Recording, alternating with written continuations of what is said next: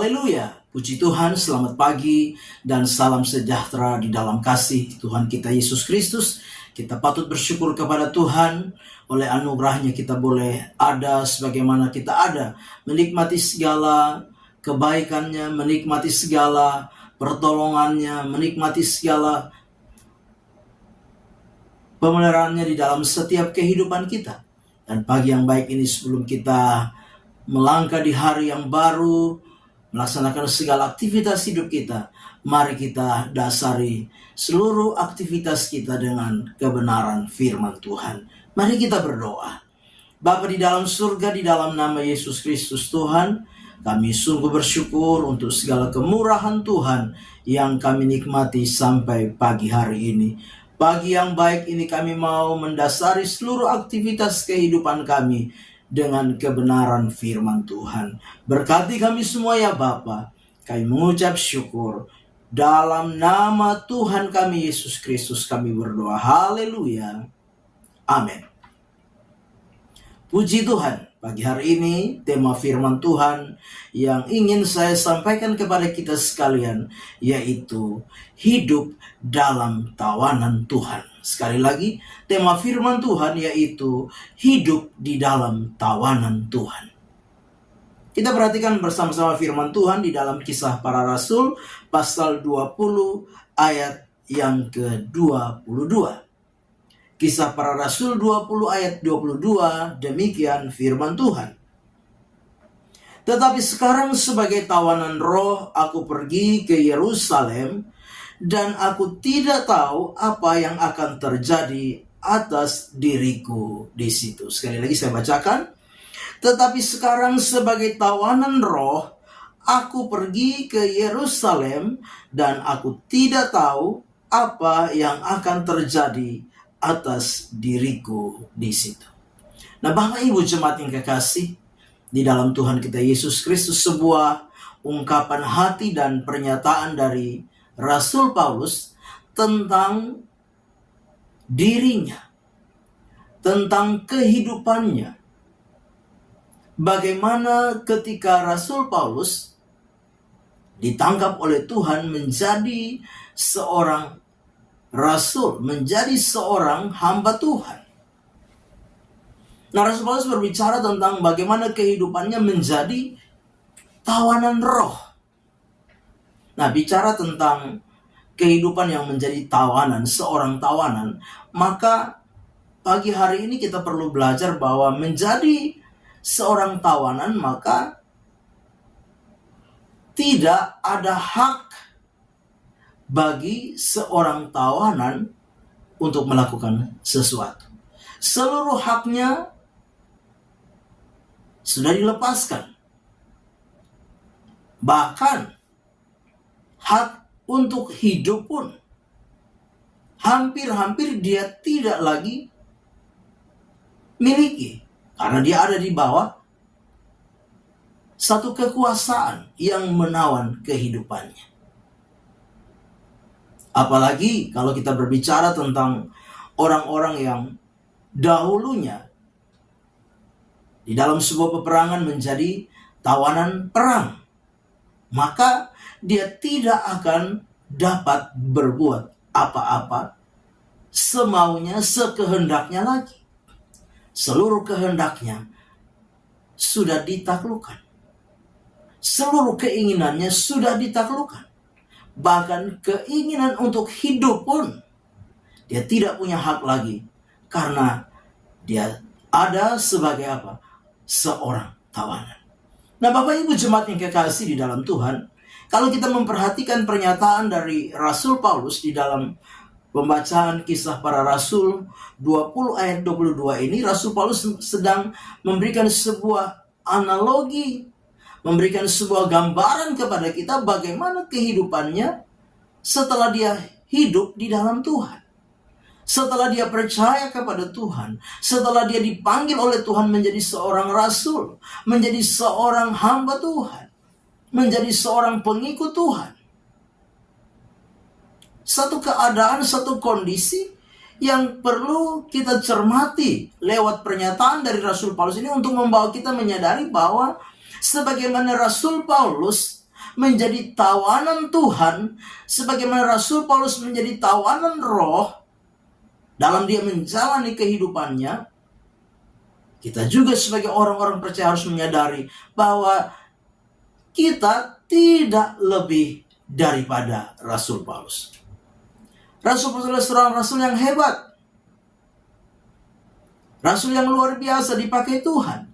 Tetapi di dalam kenyataan daripada kehidupannya, dia memberikan sebuah gambaran bagi kita bagaimana kehidupan yang sesungguhnya di dalam Tuhan.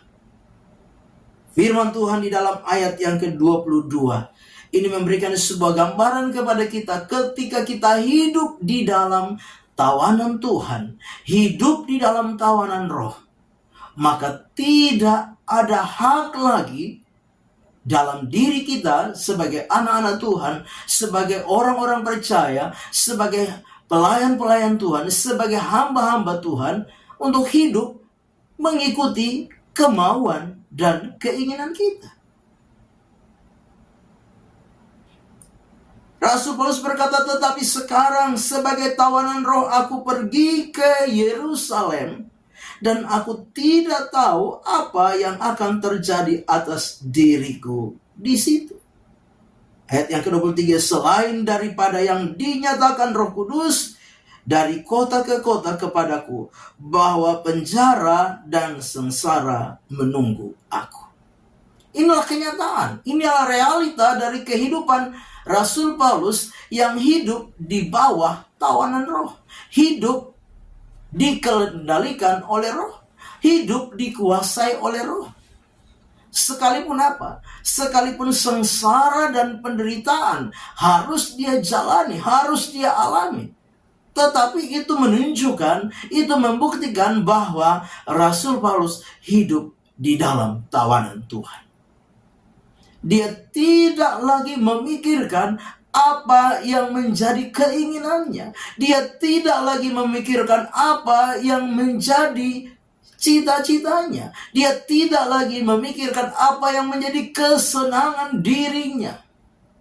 Bahkan dia tidak lagi memikirkan realita-realita kehidupan yang menyenangkan sebagai seorang percaya.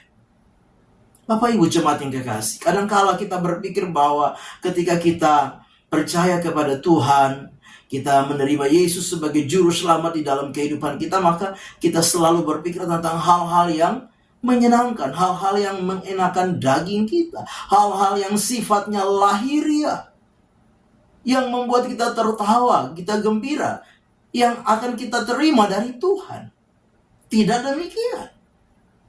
Mari kita menyadari bahwa ketika kita percaya menerima Yesus sebagai juru selamat di dalam kehidupan kita, maka kehidupan kita tidak lebih dari Rasul Paulus. Ada sengsara, ada penderitaan, ada salib yang harus menjadi sebuah realita kehidupan di dalam hidup ini. Bapak Ibu jemaat yang kekasih, bahkan Rasul Paulus menyadari bahwa menjadi tawanan Tuhan, menjadi tawanan roh, maka sengsara dan penjara adalah bagian dari realita kehidupan yang harus dia terima karena dia percaya kepada Yesus. Bapak Ibu jemaat yang kekasih, di dalam kita mengiring dan melayani Tuhan, kadangkala kita belum sampai seperti apa yang Rasul Paulus ungkapkan lewat pengakuan dalam firman Tuhan pagi hari ini. Kita sering berbicara tentang melayani. Kita sering berbicara tentang menjadi anak Tuhan. Tapi ada banyak kali kita masih mementingkan kepentingan diri kita. Kita masih mementingkan apa yang menjadi kesenangan kita. Kita mengabaikan segala tugas dan tanggung jawab kita di tengah-tengah kita melayani Tuhan dengan berbagai alasan, dengan berbagai cara kita menghindar, dan dengan berbagai kesibukan-kesibukan yang hanya berkaitan dengan kesenangan dan kepentingan diri kita semata-mata. Bukan untuk kepentingan Tuhan. Kita mengabaikan sebagai orang-orang percaya, jangankan melayani, mengabaikan jam-jam ibadah, mengabaikan jam-jam persekutuan dengan berbagai alasan. Padahal kita belajar dari Rasul Paulus, kesengsaraan dan penjara yang menjadi sebuah realita kehidupannya. Karena dia ada di bawah tawanan Tuhan. Dia ada di bawah tawanan roh. Bahkan dengan jelas Rasul Paulus berbicara ya di dalam ayat yang ke-24 dikatakan, tetapi aku tidak menghiraukan nyawaku sedikit pun, asal saja aku dapat mencapai garis akhir dan menyelesaikan pelayanan yang ditugaskan oleh Tuhan Yesus kepadaku untuk memberi kesaksian tentang Injil kasih karunia. Bahkan Rasul Paulus apa? Mengabaikan nyawanya sekalipun dia abaikan. Dia tidak memikirkan bagaimana tentang nyawanya, keselamatannya secara lahiriah. Aku tidak menghiraukan. Dia tidak berpikir tentang nyawanya. Yang penting bagi Rasul Paulus adalah apa? Mengakhiri pelayanannya sampai dengan garis akhir. Menyelesaikan apa yang menjadi tugas dan tanggung jawab sebagai seorang percaya.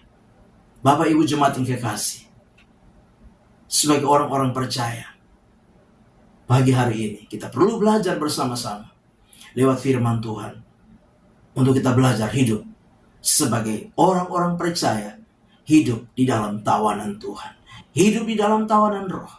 Tidak lagi berpikir untuk kepentingan-kepentingan diri kita, tidak lagi berpikir untuk kesenangan diri kita, tidak lagi berpikir untuk kehendak diri kita.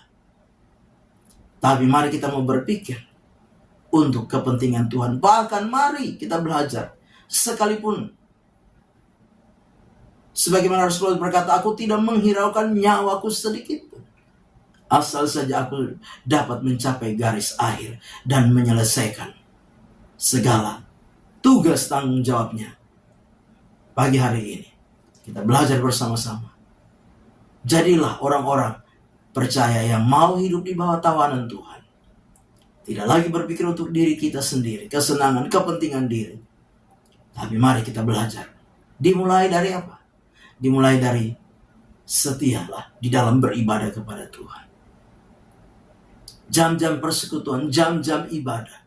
Sebagai jemaat Tuhan yang ada di GPD Narwastu Bima, mari setia beribadah, setia mencari Tuhan.